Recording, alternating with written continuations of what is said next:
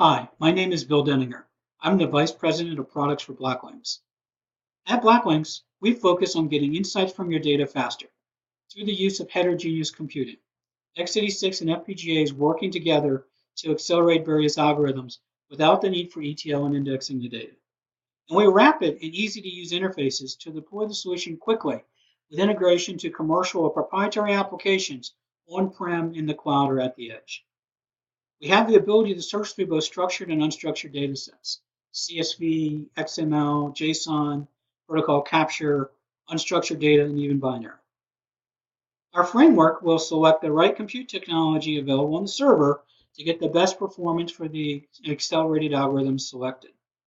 Our interfaces include programmatic interface, C, C++, Java, and Python, a command line interface, ODBC and JDBC interfaces, as well as a RESTful JSON interface. The latter three allow us to connect to third-party or custom applications, in many cases without having to change the code of the application. ODBC connected examples include Tableau, Microsoft Power BI, and Excel, to name a few. In this video, Splunk powered by BlackLynx, we are going to demonstrate the use of Splunk using the BlackLynx RESTful JSON API through the Splunk app interface, a Python interface provided by Splunk that allows us to wrap the BlackLynx interface. The apps interface is generally used by vendors and customers to do their own ETL analytics and visualization additions that can be added to the core Splunk library. If you go to the Splunk website, you'll see over 1,000 apps available at Splunk base if you are interested. This approach allows us to seamlessly integrate within Splunk. Through the use of BlackLynx technology, you are able to search at very high speeds, large data volumes, without the need to ETL data that Splunk requires. Also, you have the ability to search data without having to put the data inside of Splunk indexes, which enables you to search through all the data while not increasing the total cost of ownership. Many customers we have talked to are looking for strategies to improve their network forensics ability. PCAP data, NetFlow data, Bro logs are examples of data sets we hear the most about. So let's show you some. In my first example here, I've already SSH'd to a server that's got raw PCAP data on it, 14.6 gigabytes of PCAP data. And then I'm going to run this shell script to show you a couple of operations on that data. So let me back up here. So the PCAP data, where'd it come from? It's actually from the US National Cyberwatch competition. And you could go to this website over here in the far right-hand corner, maccdc.org. You can pull the same PCAP files that we're using for this demo today. So you can see that my 14.6 gigabytes of data is in roughly 15 files here, most of which are at 1 gig in size. Then we're going to do a BlackLynx command line interface. Ref-rest is the verb. And we're going to search all the PCAP files. We're going to search for this IP destination field, 34.238.50.30, and we're going to look in the payload fields for a regular expression, a PCRE2 compliant regular expression of 3 digits, dash 2 digits, dash 4 digits. Basically, we're looking for a social security number in clear text. There shouldn't be any, but are there any in this particular set of data? 14.62 gigabytes of data in 3.9 seconds. We found 4 matches. We're a little over 3.7 gigabytes a second for a data rate. So I display the output. You can see that there actually are 4 social security numbers here. 2 of them are the same, the 1545 and then a 1945 and a 1245. So you might ask, how are people typically doing this? Well, there's a couple ways. Probably the most used way is using tools like T-Shark and Wireshark. They're tools built for PCAP files. And what I did before starting this video is I loaded T-Shark on this machine, the same 22-core server, pulled down the 14.62 gigabytes of data, and did exactly the same test. It took a little over 23 minutes to get the same answer. That makes the BlackLynx performance 275 times faster than the normal T-Shark product. Now, another approach is to use T-Shark, but instead of actually having it do the search or filtering itself, have it actually just translate the PCAP data into a decode, basically tagging values for all the fields. Now it'll be in text, and then typical search tools like grep or Elasticsearch or Splunk in its native fashion could actually search that data. So I took one of the 1 gig files and asked T# to do a decode. It took 12 minutes to do that decode for that 1 gig file.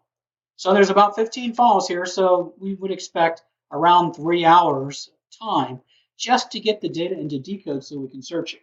We haven't searched anything yet. That's amazing, right? So you got choices. You can use BlackLynx at 4 seconds, basically, 3.9, 23 minutes with T#, or do decodes and come back after lunch to even try to do the searches. So this is what happens underneath the covers. I wanted to show you this so you can get a feel for the performance and the capabilities.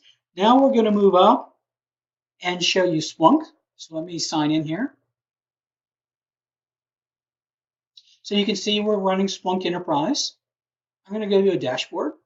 We've constructed an example dashboard here with BlackLynx capabilities in. And I'll do a couple quick examples. Let's go look at the domain name servers that are referenced in that PCAP file. In this particular case, I'm looking for the top 10. So you can see, if you're familiar with Splunk, very similar, or the widgets used for the graphics are standard Splunk graphics. This panel here is standard Splunk analytics and output. Our ability to search that raw data, provide the answers, then feed it through that Splunk app interface allows us to get the benefit that Splunk offers of the data, visualization, and analytics, while at the same time getting the BlackLynx speed. So that was showing me the DNS list of the top 10. Let me determine which ones are actually been blacklisted. You'll see that 3 of these URLs here are actually marked blacklisted. So this is an interesting test case. We're actually on the left-hand side for all those URLs, and there are more on various pages here, using BlackLynx to search the PCAP data. However, we're cross-referencing each one of those URLs to the blacklisted tables that are inside of Splunk. So this is an example of BlackLynx searches interworking with Splunk searches all on the same dashboard. Maybe I want to see what files have been downloaded. I'm looking for malicious files. So I want to see what files have been downloaded. And once again, I'm actually using this cross-reference to the Splunk data to determine which ones have actually been blacklisted or not. Now, those are a couple quick examples of PCAP. We can also do NetFlow. So here's an example of NetFlow. In this case, we're looking for the connections that were open up between these 2 times that happen to be in that particular PCAP. Here's an example of bro logs doing SSL certificates. So in this particular case, we're looking at the PCAP files. We're grouping together the SSL certificates by subject on the left, by issuer on the right, as well as telling me that there's 133 that are going to become expired in April of 2019.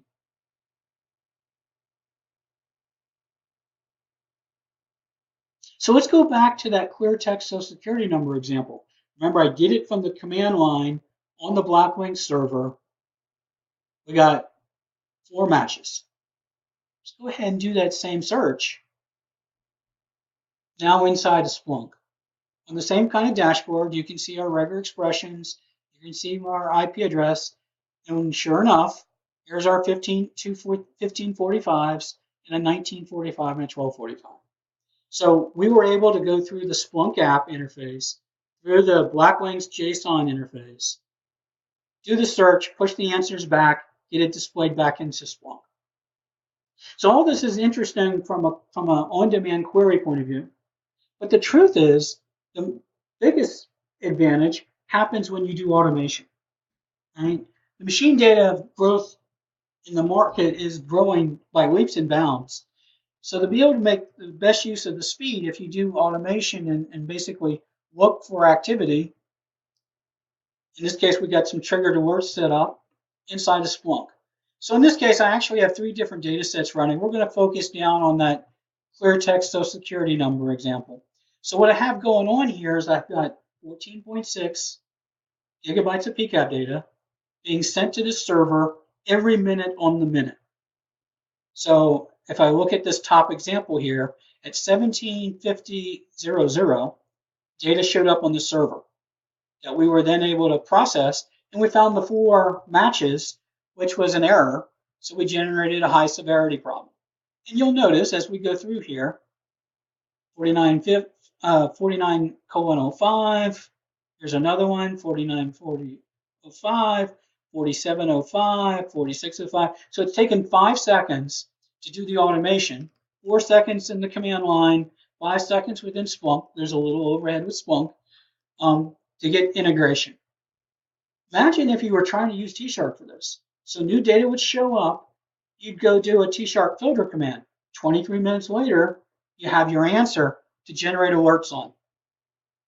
But in the 22 minutes of the 23, you got another, 22 sets of 14.6 gigabytes worth of data to process, which means the queue gets longer and longer every time you end up doing a search. So you can't keep up. That's the power of BlackLynx here, is the fact that we're able to support the raw data, no need to ETL and index, and we can search it so fast, means that the automation really becomes effective now. Otherwise, you have to trim the data down to such small amounts that actually it becomes not useful.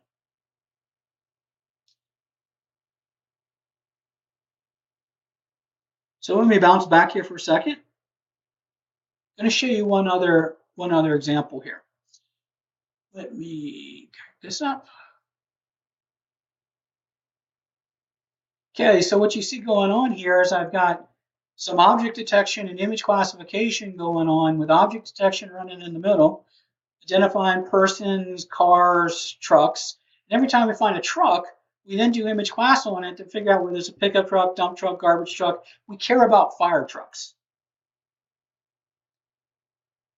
So you can see what's going on. Every 2 minutes, I'm shipping a new video down where we're doing that analysis on the fly. Yellow version 2 in the middle, image classification with ResNet 50 on the far right hand side. Now I can tie that back into Splunk using the BlackLynx interfaces that we've shown you before. Right? So here's my every 2 minutes video coming down, and various number of them for various times over that interval. So let me just click on this one. Let's look and see what this one looks like.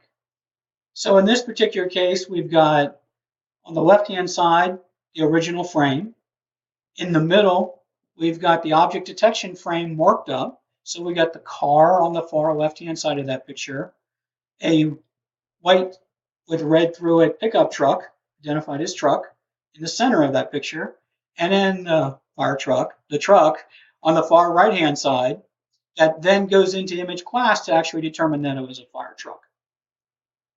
We're able to process that data with object detection and image classification machine learning capabilities by using another capability of BlackLynx, and that's our machine learning image and object detection capability. In this particular case with Splunk, I've tied the two of them together. They don't necessarily have to be tied together, but in this case, I wanted Splunk to be able to process this data, once again, without ETL and indexing being required, back into the original set of dashboards.